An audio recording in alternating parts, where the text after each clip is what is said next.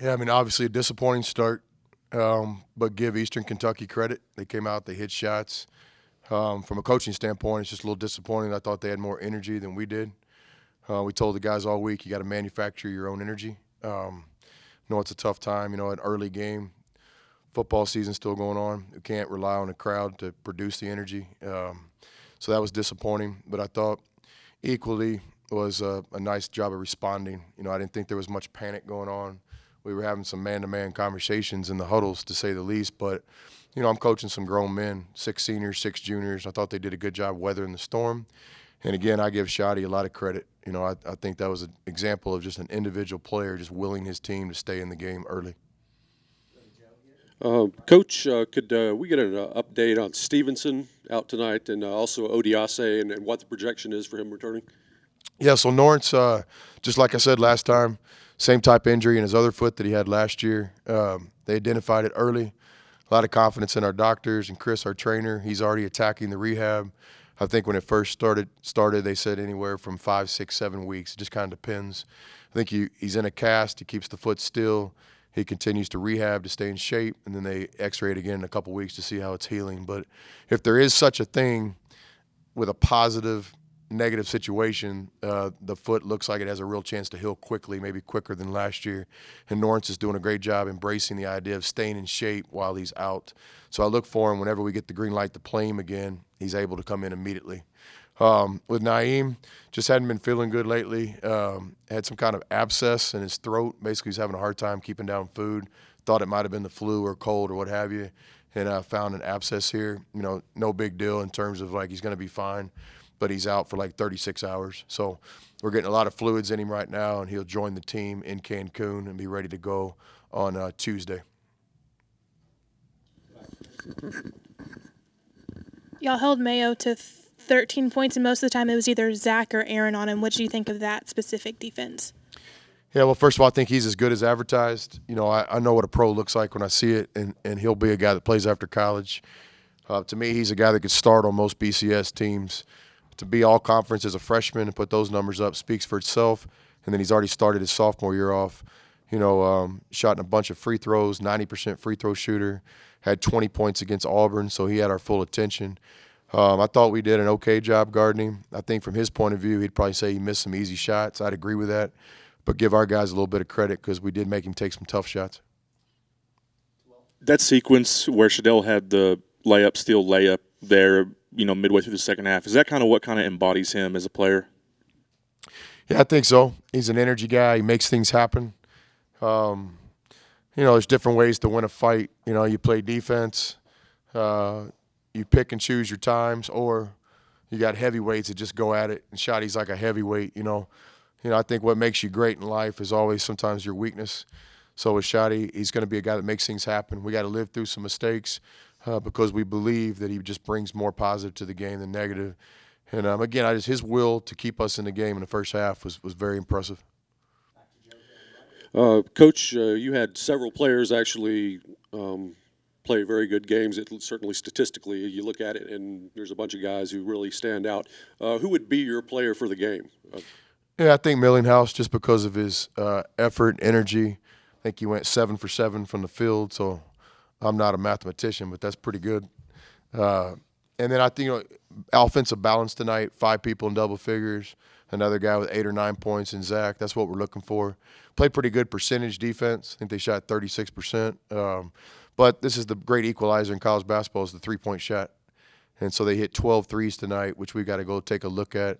I thought a lot of times it wasn't lack of playing well. It was just we had 4 guys doing everything perfect. One guy makes an individual mistake, bam, they knock a shot. The end of the first half when we were trying to get a little separation, Devin tries to make an effort play, goes and doubles down on their best big guy, but gives up a 3.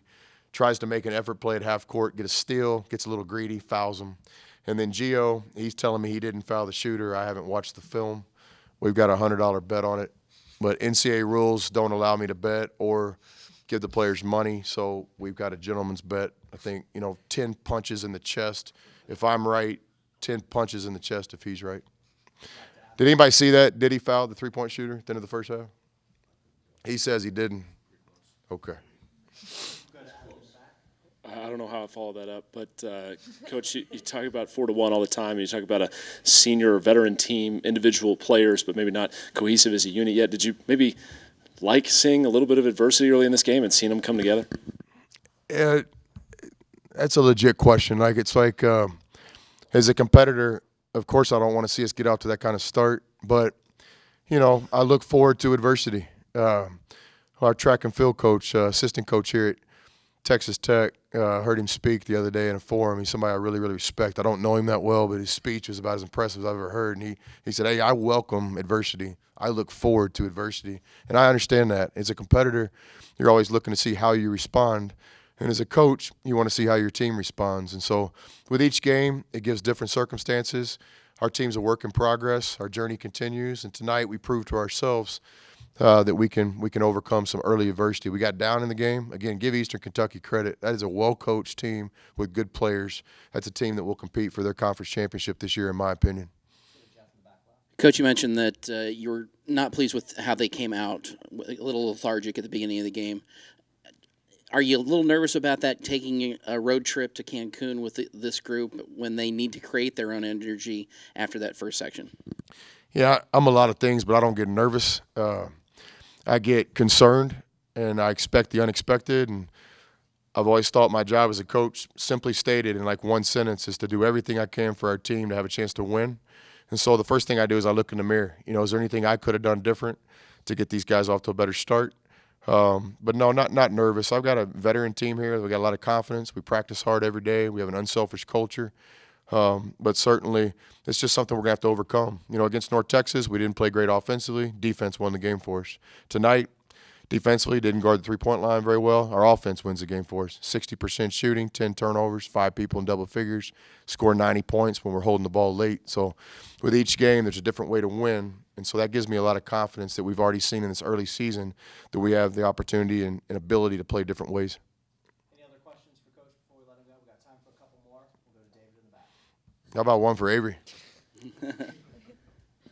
Yeah, we'll follow up on that. We'll start with the trip to Cancun, specifically the trip overall, and then what you expect from Auburn in that first game. Yeah, I did get a chance to see Auburn because they obviously played Eastern Kentucky. I have a lot of respect for Bruce Pearl. I had a chance to spend some time with him this summer at an Under Armour coaches trip. I didn't really know him, but I'd known of his teams and followed him at Tennessee. Coach Pearl has a Division II background, which I do as well. Have a lot of pride where I come from, and I think Coach Pearl says the same things. His teams are always prepared, and they're always talented, and they play hard. So watching them against Eastern Kentucky, who, again, I think is really good, they've got our full attention. We'll have to play well in Cancun. It's a great opportunity for our team. We're not going to lose in Cancun. We're gonna either win or we might run out of time, but we're not going to lose down there. We're going down there to win on this trip, and we're going to win as team bonding. We're going to win on the scoreboard, hopefully, or run out of time. And we're going to win, you know, bringing our team together and having a great experience together. You talk about your celebration after Shadell's steal and layup. Was you ever see him that excited? He likes to keep it pretty collected during the game, but I've seen some moments after the NCAA tournament last year with the fighting in the locker room. It's certainly interesting to see when that celebratory side comes out.